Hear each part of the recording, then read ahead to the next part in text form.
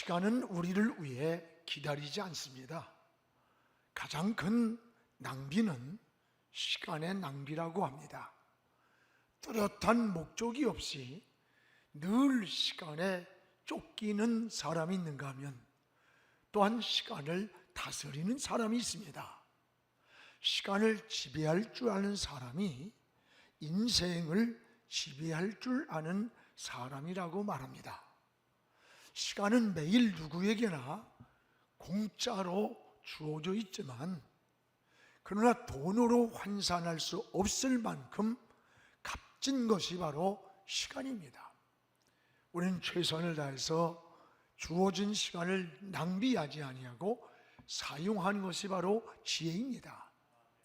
나에게 주어진 시간도 언제 어느 때인지 모르지만 어느 날인가는 반드시 내게 주어진 시간을 결산할 날이 온다는 것을 잊지 말아야 합니다.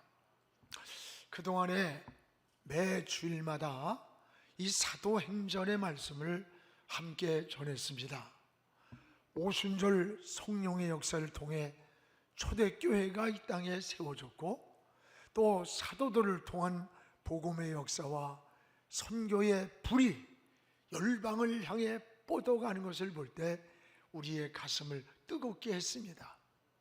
수없는 고난과 핍박 속에서도 예수는 그리스도라, 예수는 그리스도라고 담대하게 전할 때 복음이 이방 세계로 퍼져가기 시작했습니다.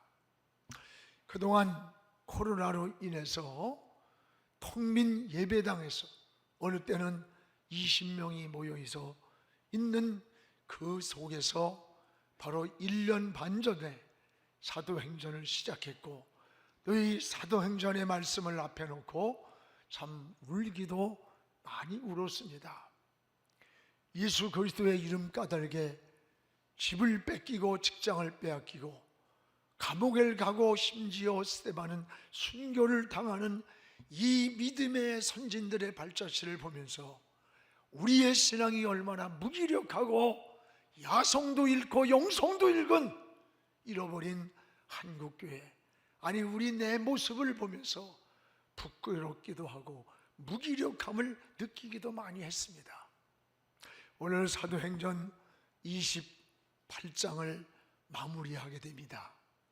그러나 사도행전의 역사는 28장에서 끝나는 것이 아닙니다. 우리 주님이 다시 오시는 그날까지 사도행전의 역사는 29장을 멈출 수 없이 계속 써내려가야 됩니다. 성령의 역사는 중단하지 않고 끊임없이 이루어져 가는 겁니다. 예수 그리스도의 생명을 전하는 이 증인의 사명으로 오늘 선교의 열정을 더욱 뜨겁게 이루어가는 우리 영안교회가 되기를 축복합니다.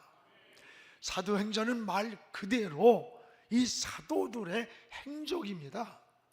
예수님을 만난 사도들이 예수님의 증인이 되었습니다. 예수 그리스도의 생명의 복음을 전했던 사건들이 바로 사도행전입니다. 사도행전의 키워드가 뭡니까? 두 가지입니다. 하나는 오직 성령의 역사였습니다. 보이지 않았지만 성령께서 그 보이지 않는 손이 되어서 역사를 움직여갔습니다. 성령이 말씀하시고 또 우리를 보호하셨고 사람을 만나도록 인도하시고 붙여주셨습니다. 오직 성령의 역사를 통해서 하나님의 나라가 이루어졌습니다. 그러므로 교회의 본질은 바로 성령의 역사입니다. 이 오순절의 성령을 통해서 초대교회가 세워졌기 때문입니다. 또 하나는 하나님은 사람을 통해서 일을 하셨습니다. 사람을 부르셨고 사람을 세우셨습니다. 그래서 가장 중요한 것은 사람입니다. 여러분, 다메섹에서 바울이 주님을 만났을 때 주의 음성이 들려왔습니다. 사도행전 9장 15절에 내 이름, 주의 이름을 전하기 위해 내가 택한 나의 그릇이라. 오늘 사도 바울이 다메섹에서 빛 가운데 눈이 어두워지고 엎드러졌을 때 주님, 당신은 누굽니까? 라고 반문을 할 때에 나는 너를 택한 나의 그릇으로 쓰기 위해서 내가 너를 부른 것이라고 한 거예요. 변화받은 사람, 그런 사람을 훈련해서 그가 가진 달란트를 사용하셨다는 걸 잊지 마십시오. 지식이 필요 없는 게 아니에요. 하나님의 은혜를 받고 변화를 받으면 그 지식이 있으면 지식을 하나님은 사용하셨습니다. 재능이 있으면 재능을 사용하셨습니다. 여러분, 준비된 사람, 믿음의 사람, 성령께 사로잡힌 사람을 사용하셨습니다. 성경은 모든 일들이 우연이 아닌 하나님의 섭리라고 말씀을 합니다. 그동안 바울이 복음을 전하다가 감옥에 수없이 갇혔고 고소를 당하고 마지막에 로마의 가이사 황제 앞까지 하는 이러한 일들이 일어났습니다. 또 가는 도중에 풍랑을 만나기도 했습니다. 여러분, 그러나 두려워하지 않았습니다. 하나님께서 나를 지금 로마로 보내서 저 로마에서 복음을 전해야 할 사명이 내게 있다고 하는 목적을 알았고 하나님의 주권적인 섭리를 분명하게 알았기 때문에 사울은 어떤 환경에서도 두려워하지 않았습니다. 여러분, 우린 사도행전을 전하면서 모든 사건들이 성령의 손길과 함께 하나님의 섭리였다는 것을 깨닫게 됩니다. 그래서 성경에는 새 한 마리가 떨어지는 것도 하나님의 허락이 있어야 된다고 하셨고, 그리고 하나님은 우리의 머리카락까지도 세심받는다고 했습니다. 그렇습니다. 인간의 생사화복도 성경적 관점에서 보면 이게 우연이 아니에요. 다 하나님의 섭리라고 고백을 해야 됩니다. 모두 하나님의 주권적인 섭리 안에서 있는 거예요. 오늘 14절을 우리가 한번 같이 읽겠습니다.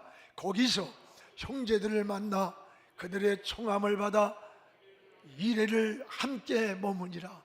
그래서 우리는 이와 같이 로마로 가니라. 오늘 예루살렘에서 지금 로마까지 오는 동안에 많은 고난과 시련과 감옥과 유혹과 핍박과 위험, 풍랑이 왔지만 두려워하지 않는다. 왜? 하나님이 우리와 함께 했기 때문이라는 거예요. 거기서 형제들을 만나 그들의 청함을 받아 이레를 함께 머물었다. 그리고 우리는 이와 같이 로마로 간다. 여기 우리는 이와 같이 로마로 가니라. 지금 부 없는 시련과 고난에서 예루살렘에서 여기까지 온 로마는 당시에 이 세계 중심지가 로마입니다. 그래서 복음이 전 세계로 퍼져나가는 이 허브가 이게 로마예요. 구심점이. 지금은 유라굴로의 풍랑을 거쳤습니다. 멜리데 섬에서 독사가 물었지만 그 독이 바울을 삼키지 못했습니다. 결국 바울이 로마로 가니라. 이게 무슨 말이에요? 여러분, 지금 예루살렘에서 로마까지 복음이 전해지는 이 사건이 여기서 우연히 이루어지는 일이 아니라 하나님의 숨은 손길, 보이지 않는 하나님의 손길이 있었고 그 손길을 성령을 통해서 인도를 받고 있었다는 것, 이것을 하나님의 섭리라고 말하는 거예요. 그렇습니다. 그리스도인은 인생에 대해서 운명이다, 팔자라는 말을 절대 사용하지 않습니다. 팔자와 운명을 바꾸는 것이 신앙입니다. 여러분, 지옥 갈 운명이 예수 믿고 천국 백성이 됩니다. 여러분, 예수 믿으면 사망에서 생명으로 옮겨집니다. 예수 믿으면 마귀의 자식이 하나님의 자녀가 됩니다. 어둠에서 빛 가운데로 나오게 되는 거예요. 오늘 성경은 운명이 아닙니다. 하나님의 섭리라고 말씀하시는 겁니다.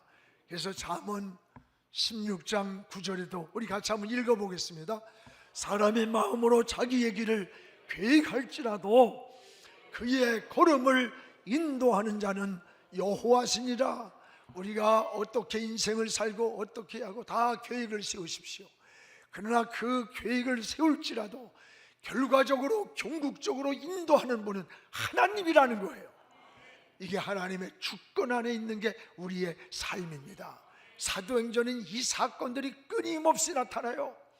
여러분, 사도행전 8장에 예루살렘에 큰 핍박이 일어났어요. 근데 그때 당시에 오순절에 은혜 받은 예루살렘 교회는 복음을 전하지 않고 자기들이 즐기고 있는 거야. 그때 하나님께서 예루살렘에 핍박을 줬습니다. 이 핍박을 받은 그리스도인들이 사마리아 성으로 사방으로 흩어지는 거예요. 이 흩어지는 것이 망하는 것이 아니라 놀라운 사실은 흩어지는 곳마다 복음의 불씨가 떨어지는 거예요. 그리고 그것이 복음이 전해져서 이방 선교가 이루어져 가는 거예요. 놀라운 하나님의 역사의 섭리입니다. 여러분, 고넬료가 기도하던 어느 날 환상 가운데 베드로를 통해서 말씀을 듣고 이것이 이방인 구원의 역사를 이루어가는 거예요. 또 사도행전 16장에도 여러분, 바울과 실라가 귀신 들린 자를 고쳐주고 오히려 억울한 누명을 쓰고 감옥에 갇혔어요. 그런데 이 감옥에서 옥문이 열리면서 찬송할 수 없는 환경, 기도할 수 없는 환경에서 기도하고 찬송할 때 옥문이 열리는 기적이 일어났어요. 도망가는 줄 알고 간수가 자살하려고 할 때, 야, 우리 도망가지 않았다. 그 사실을 보고 간수가 물을 끄고, 선생이요, 우리도 어떻게 해야 당신들 같이 구원받을 수 있습니까? 주 예수를 믿으라. 그리하면 너와 내 집이 구원을 받는다. 여러분, 사도 바울이 갇혔던 그 감옥을 통해서 이방 간수의 복음이 들어갔고 그 간수가 이방 선교의 불씨가 되어가는 거예요. 이게 우연입니까? 하나님의 섭리라는 거예요. 지금 바울이 로마로 가는 것도 당시 세계의 중심지가 이 로마입니다. 로마의 복음이 전해지는 섭리를 우리에게 보여주는 거예요. 하나님은 역사를 섭리하십니다. 민족을 섭리하시고 개인을 섭리하시고 지금도 여러분 한 분 한 분을 하나님이 섭리하고 있다는 것을 깨닫기를 바랍니다. 어렵다고 낙심하고 절망하지 마세요. 하나님의 손 안에 있음을 깨닫기를 바라요. 그래서 우리는 하나님의 뜻대로 살기를 하나님께 기도해야 되는 것입니다. 그것이 그리스도인의 삶이에요. 또한 바울은 하나님의 섭리를 깨닫고 감사를 드렸습니다. 지금 저 로마 땅으로 가는 것 같았지만 그 골에 누군가 자기를 맞이하러 오는 사람들을 보면서 이것이 우연한 길이 아니었고 내가 가는 이 길에 하나님의 섭리가 있었구나, 손이 있었구나, 이걸 깨닫고 하나님께 바울은 감사를 고백했습니다. 여러분, 신앙에서 놓치지 않아야 할 한 가지가 뭔 줄 압니까? 감사를 놓치지 않기 바랍니다. 은혜는 감사의 최고의 표현이 바로 이게 뭐예요? 은혜 받은 자의 모습이에요. 우리가 깨닫고 보면 모든 게 너무 감사한 거예요. 이스라엘 백성들의 감사는 첫째가 뭡니까? 구원받은 것을 감사한 거예요. 우리가 애굽에서 나왔습니다. 우리는 예수 믿고 구원받은 것이 모든 조건을 초월해서 감사의 조건이 되어야 되는 겁니다. 아침에 눈을 뜨고 감사하십시오. 하나님이 부르면 여러분 한순간 갑니다. 오늘 지금 살고 있는 것을 감사하십시오. 내가 숨쉬고 있는 것이 감사하고 이 자리에 앉아 예배드리고 있는 이 시간이 감사한 것입니다. 바울은 하나님의 섭리를 깨달았을 때 유라굴리의 풍롱에서도 감사하고 감옥에 갇혔어도 감사를 했습니다. 은혜를 아는 자는 범사가 감사가 되는 거예요. 이것이 바로 은혜 받은 자의 삶인 것입니다. 어떤 사람들은 위기에서 해결이 되고 나야 감사하다고 그래. 병들었다가 회복이 돼야 감사라고 고백을 해요. 여러분, 병도 들지 않고 오늘도 살고 있다면 그것은 더 감사하면서 우리가 살아야 할 것 아닙니까? 은혜를 아는 자는 어떤 환경에서도 감사를 고백하는 거예요. 사랑하는 여러분, 성경에 보세요. 감사를 깨달은 믿음의 사람들이 나와요. 아브라함, 이삭, 야곱, 요셉 등 이들이 믿음으로 산 사람들입니다. 이들은 어떤 환경, 어떤 조건에 있든지 그들이 머무르는 곳마다 한 가지 뭐가 있어요? 여호와를 위하여 단을 쌓았더라. 그들이 어떤 환경, 어떤 조건에 있든지 상관없이 여호와를 위하여 단을 쌓았다. 이게 뭡니까?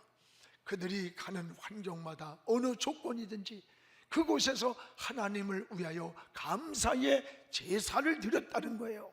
성경에 요나도 물고기 뱃속에서 하나님의 손길을 깨닫고 감사를 고백합니다. 욥기는 여러분 1장 22절에 보세요.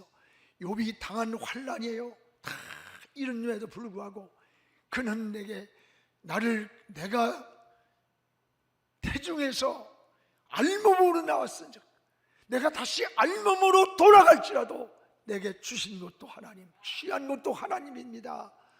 하나님의 영광을 돌리면서 어리석게 하나님을 원망하지 아니하고 오히려 하나님의 주권을 감사했다고 했습니다. 이런 욥에게 훗날에 갑절에 하나님의 은혜를 내려주었던 거예요. 여러분, 사랑하는 여러분, 모든 주권이 하나님께 있습니다.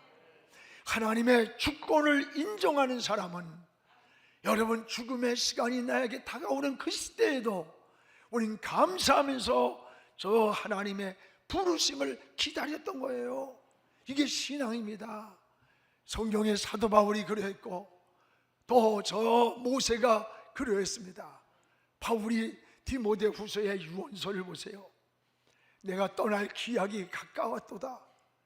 이제 나를 위해 하나님이 면류관을 예비하고 있다. 너희도 믿음의 경주, 신앙의 경주를 잘하면 나와 같이 하나님이 면류관을 너희에게 줄 것이다 라고 하면서 죽음 앞에서 자기 인생을 감사로 정리하는 거예요. 모세가 그랬습니다. 120세에 하나님 부를 때에 하나님을 바라보는 눈이 어둡지 않았다고 했습니다.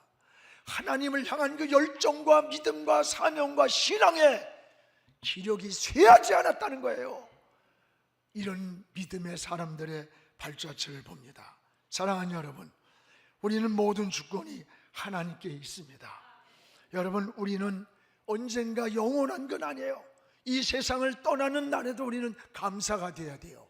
우리 그리스도인들은 늙어가는 것이 아니라 익어가는 겁니다. 이게 유행가 가사가 아니에요. 여러분, 익어가는 거 여러분 감사해야 돼요. 저는 고린도전서 13장 12절을 굉장히 좋아해요. 이 내용이 지금은 주님의 모습을 믿음으로 바라보기 때문에 거울로 보듯이 힘이 하나. 그때가 언제요? 주님이 오실 때, 주님이 나를 부르시는 그때에는 주님의 얼굴과 얼굴을 맞대면하고 보리라. 그때 주님의 얼굴을 맞대면하고 보리라. 그토록 보고 싶었던 주님, 사랑했던 주님, 어려울 때 주님을 찾았던 주님의 얼굴을 맞대면하고 보리라. 이게 뭡니까? 천국에 대한 소망이에요. 여러분, 연세를 드신다고 인생이 늙어간다고 하면 꿈이 없는 거야. 절망이 오는 거예요. 우린 익어가는 거예요. 잘 익으면 주인의 손에 극상품이 되듯이 여러분, 신앙도 인생도 잘 익어서 저 천국의 소망으로 주님과 만날 날을 사모하면서 그날에 받을 상급을 기다리면서 하나님 앞에 소망으로 승화되기를 주님의 이름으로 축원합니다. 또 하나, 바울은 로마에서 미치도록 복음을 전했다. 미치도록. 31절 마지막 부분에 거침없이 내가 높은 자나 낮은 자나 누구를 만나든지 거침없이 내가 복음을 전했다. 23절에 보면 바울은 로마에서 아침부터 저녁까지 말씀을 강론했다는 거예요. 당시 로마는 세계 중심지라고 했잖아요. 복음이 전 세계로 퍼져나가는 비전을 이 로마에서 바울이 보는 거예요. 하나님이 바울을 로마로 보내신 목적이 뭐예요? 복음을 전하라고 보냈다는 이 목적을 분명히 알았던 거예요. 그래서 예수의 생명을 전하고 십자가와 부활을 전하고, 이것이 그리스도인의 사명겁니다. 여러분, 우리는 복음을 전하고 그 다음에는 하나님 손에 맡기는 거예요. 24절은 바울이 복음을 전할 때 그 말을 믿는 사람도 있었지만 믿지 않는 사람도 많이 있었다는 거예요. 그렇습니다. 여러분, 복음을 전해도 다 믿는 거 아니에요. 다 믿지 않아요. 복음을 받아들이는 사람도 있고 또 받아들이지 않는 사람도 있습니다. 그래서 우리는 전할 뿐이에요. 전하는 거, 이건 우리 사명이에요. 그리고 하나님 손에 맡기는 겁니다. 이게 믿음입니다. 사랑하는 여러분, 항상 전도의 기회는 다음이 아닙니다. 지금이라는 것을 놓치지 않기 바랍니다. 여러분, 구원은 오직 하나님이 하십니다. 그러나 그 복음을 우리가 전해야 되는 거예요. 오늘 누군가 여러분에게 복음을 들려준 사람이 있었기 때문에 오늘 예수 믿고 구원을 받아 우리 하나님의 자녀가 된 거 아닙니까? 여러분, 로마서 10장 우리 같이 읽읍시다. 믿지 아니하는 일을 어찌 부르리요? 듣지도 못한 일을 어찌 믿으리요? 전파하는 자가 없지 어찌 복음을 들을 수 있으랴? 복음을 전해줘야 구원을 받습니다. 오늘 사도 바울처럼 때를 얻든지 못 얻든지, 어느 직장이든지 사업이든지 어느 환경이든지 예수님의 복음을 전하십시오. 구원받을 영혼은 생명의 씨가 떨어지게 될 것입니다. 여러분이 수없이 만났던 인생을 살면서 그 사람들 중에 여러분을 통해서 예수 믿은 사람이 몇 명이나 되는 겁니까? 한번 이름을 써보십시오. 그리 많지 않을 겁니다. 아니, 한 사람도 기억이 나지 않을 수도 있습니다. 오늘 못 배운 것, 내가 가난한 것이 부끄럽습니까? 아닙니다. 아직도 내 집안에 구원받지 못한 영혼이 내 남편, 아내, 내 자녀로, 형제로 있다면 그것을 불쌍히 여기고 그것을 부끄러워해야 되는 게 그리스도인이에요. 신앙인의 눈은 뭔 줄 알아요? 영혼을 볼 줄 아는 게 신앙인의 눈입니다. 영화는 영혼을 보는 거예요. 영혼. 저 구원받지 못한 저 영혼을 보면서 몸부림치고 기도해주고, 어떻게 하면 저 영혼을 구원할까? 영혼을 보는 눈이 신앙인이에요. 그래서 금식하고 초래하면서 울어야 하는 겁니다. 그래서 우리가 선교하는 겁니다. 이것이 진정한 그리스도인입니다. 여러분, 교회의 존재 목적이 뭡니까? 우리끼리 즐기는 겁니까? 친교입니까? 여러분, 교회가 존재하는 목적은 영혼 구원에 있습니다. 영혼을 구원하기 위해 오늘 이곳에 하나님의 나라의 교회를 세우는 거예요. 우리 손녀 소연이가 할아버지, 믿음이 있는지 없는지를 어떻게 알 수 있어요? 그래. 나한테 질문을 할아버지한테 했길래, 그러면 너는 어떻게 아냐? 했더니, 할아버지, 예수님을 나의 구원자로 믿는 자는 그게 구원받은 자예요. 그리고 구원받은 자는 예수님을 만나러 가기 때문에 교회 가는 게 즐거워요. 나는 교회 가는 게 즐거워요. 예수님 만나러 가는 거라. 제가 굉장히 신선한 충격을 받았어요. 이 초등학생이 구원의 확신에 찬 그 고백에, 너 어디서 배우니? 엄마하고 큐티하면서 깨달았다는 고백이에요. 여러분, 어릴 때 신앙이 이렇게 중요한 거예요. 여러분, 학원 한 번 안 가는 것은 책망을 하면서, 하나님의 날 교회를 가지 않는 것은 두려워하지 않고 오히려 방치하는 것 위험합니다. 사랑하는 성도 여러분, 그동안 사도행전을 1년 반 동안 전하면서 우리는 사도들의 행적을 돌아보았습니다. 복음을 전하기 위해 그든 고난과 핍박을 받으면서도 집을 뺏기고 직업을 뺏기면서까지도 두려워하지 않고 저 예루살렘에서 시작하여 로마까지 이방 세계로 예수의 생명을 전하는 이 거룩한 역사, 이 생명을 보는 눈이 열리고 변화받고 십자가의 복음, 이것을 전하는 것을 보았습니다. 여러분, 사도행전은 이제 28장에서 멈추는 게 아니에요. 우리 주님 다시 오시는 그날까지 여러분을 통해서 사도행전의 29장을 계속 이루어가야 되는 거예요. 성령의 역사는 멈춘 게 아니에요. 단회적이지 않아요. 지금도 계속 일어나고 있어요. 사도행전의 역사를 29장을 써가는 우리 영안교회 여러분이 되기를 주의 이름으로 축복합니다.